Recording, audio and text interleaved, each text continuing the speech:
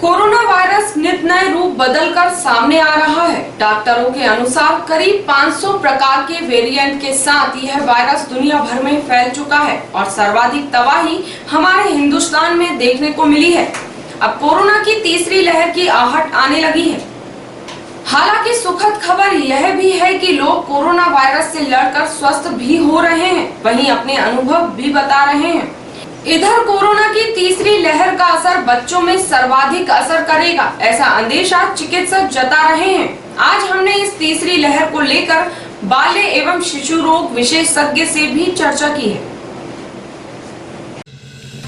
Corona virus से हम सब पिछले 1.5 वर्ष से लगातार जूझ रहे हैं। कोविड-19 की शुरुआत जब शहर में हुई तो पहली लहर में शहर में 40 लोग इस गंभीर बीमारी से ग्रसित हुए थे। इनमें करीब 7 से 8 मरीज उस दौर में काल कलवित हो गए। करीब 3 से 4 माह के बाद स्थिति जब नॉर्मल हुई तब सब कुछ सामान्य हो गया, लेकिन फरवरी के अंत में कोरोना की दूसरी लहर ने एक बार फिर वही स्थिति निर्मित कर दी जैसी पहली लहर में थी। लेकिन इस बार लॉकडाउन नहीं बल्कि जनता कर्फ्यू लगाया गया है और कोरोना संक्रमितों की संख्या सैकड़ों में नहीं बल्कि हजारों में पहुंच गई है। वहीं इससे मरने वालों की संख्या भी करीब 3 सैकड़ा को पार कर गई है। लेकिन अच्छी बात यह है कि इस गंभीर और लाइलाज बीमारी से लड़कर कुछ लोग स्वस्थ होकर ठीक भी हुए हैं। इन्होंने हमें अपने अनुभव बताए हैं। सर, आप एक कोरोना योद्धा के रूप में सामने आए हैं। पूर्व में आप कोविड में आ गए थे, तो किस प्रकार आप कौन सी एक गलती थी इससे कि आप कोविड ने आपको अपने आगोश में लिया और फिर कैसे आपने उसको हरा कर गए, किस प्रकार आप विस्तार से बताइए सर। लगभग 23 तारीख की बात है। 23 तारीख को मुझे थोड़ा फीवर आया तो मैंने गोली ली। उसके बाद फिर ऑफिस में पता चला कि एक व्यक्ति हमारा स्टाफ संक्रमित हो गया है। तो मैंने देर नहीं करते हुए 24 तारीख को ही भोपाल जाके बंसल में टेस्ट कराया और शाम को रिपोर्ट आ गई, क्योंकि यहाँ पे 2-3 दिन लग रहे थे RT-PCR के।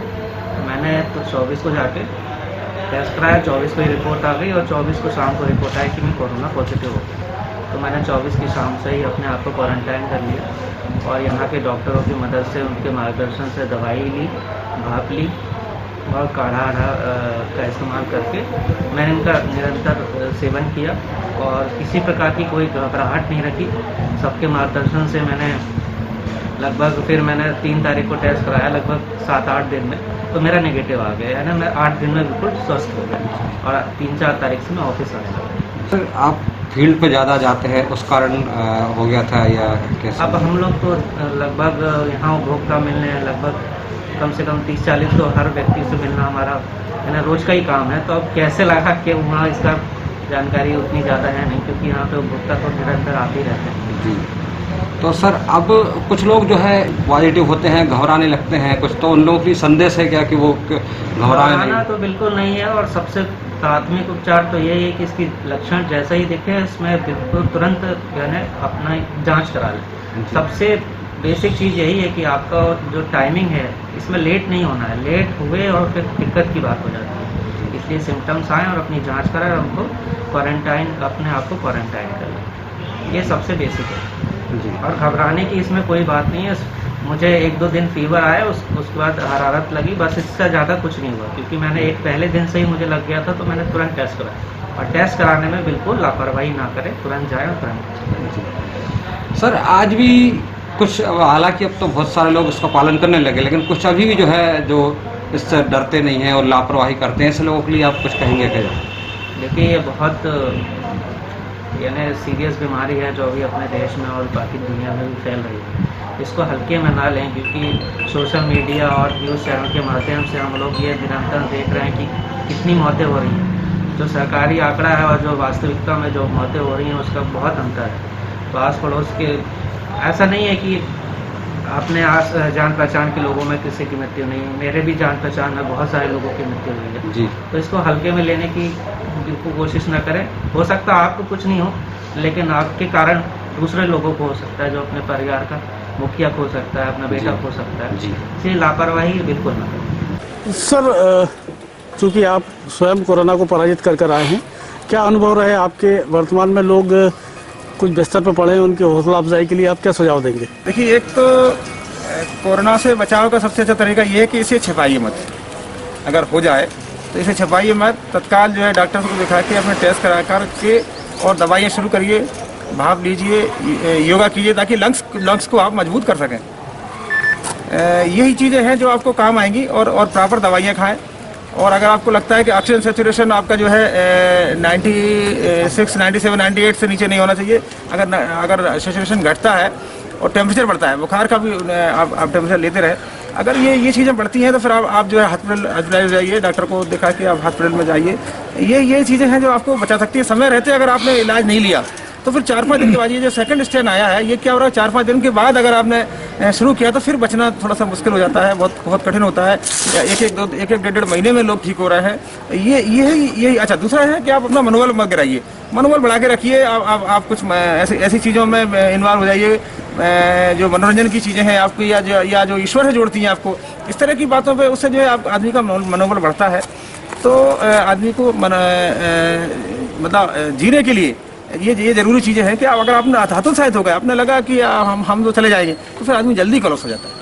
सर, आपने वैक्सीन लगवाई थी, उसके बाद आप पॉजिटिव आए या पहले आए या बाद में आए? वैक्सीन लगवाने के सेकंड वैक्सीन के भी 26 दिन बाद पॉजिटिव हुआ हूँ मैं, लेकिन वो वैक्सीन की ही बदौलत है कि मुझे ज़्यादा संक्रमण नहीं हुआ। मेरा ऑक्सीजन सेचुरेशन 98, 99 से नीचे नहीं हुआ है ना।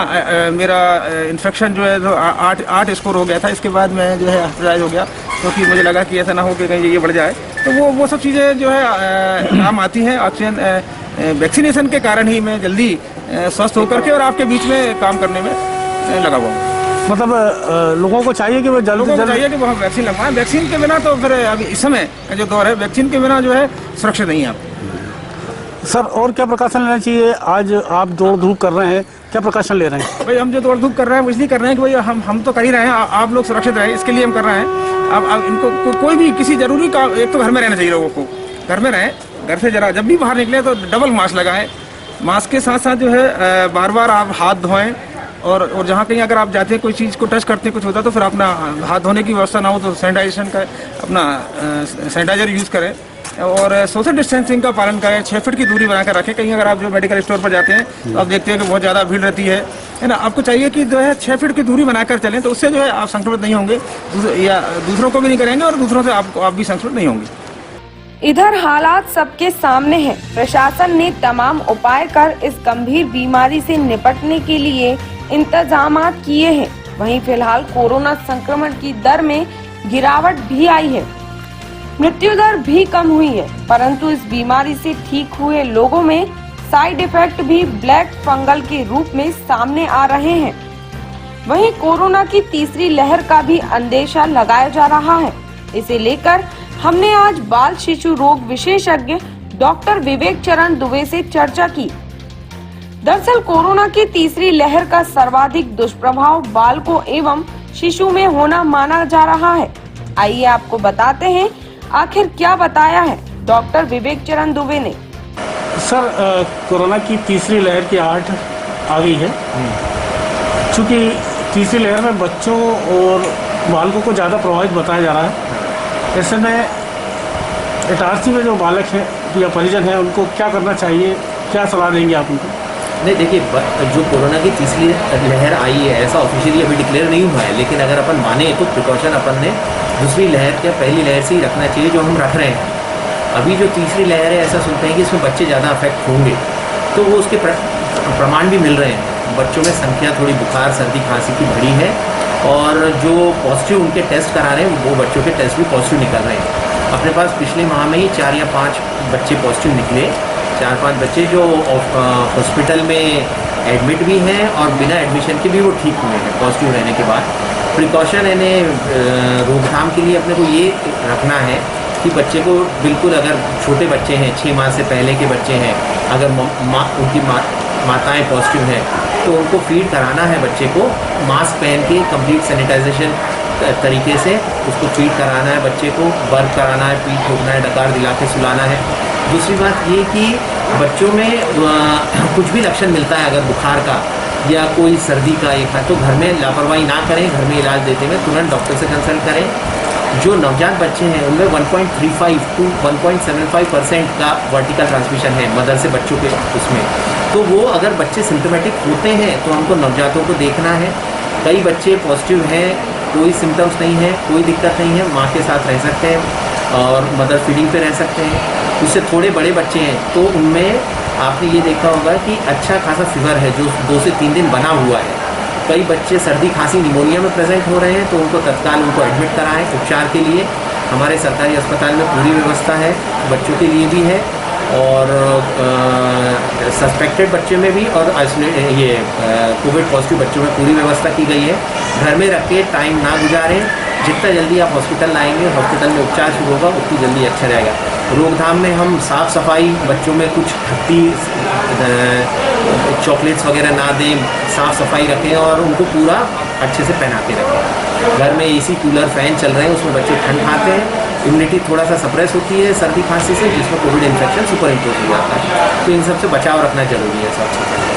तो देखने में आया है कि इन बच्चों में दादी और नानी के नुस्खे ज़्यादा चलते हैं। हाँ। क्या कहेंगे इसको लेकर आप? नहीं, बिल्कुल दादी नानी के नुस्खे अगर हम मना भी करेंगे तो नहीं ख़त्म होते, उनके चलते हैं। आप ज़रूर चलाएं, आप हर चीज़ से रोकथाम रखें, लेकिन इसके साथ साथ औषधि उपचार हॉस्पिटल में दिखा के ज़रूर लें, ये बहुत ज़्यादा ज़रूरी है। और अच्छे से इन्हें अच्छा वेंटिलेटेड वातावरण रूम में घर में बना के रखें तो अच्छा रहेगा। खैर, कोरोना जैसी घातक बीमारी से हम लगातार सतर्क और सावधान होकर लड़ रहे हैं। आगे भी कोरोना वायरस की रोकथाम के लिए शासन द्वारा जारी गाइडलाइन के अनुसार हमें आगे बढ़ना है। डिजियाना न्यूज इटारसी भी आपसे अपील करता है कि डबल मास्क जरूर लगाएं और सोशल डिस्टेंसिंग बनाए रखें। हाथों को बार बार धोएं, सैनिटाइज करते रहें। डिजियाना न्यूज इटारसी के लिए अजय दुबे की रिपोर्ट।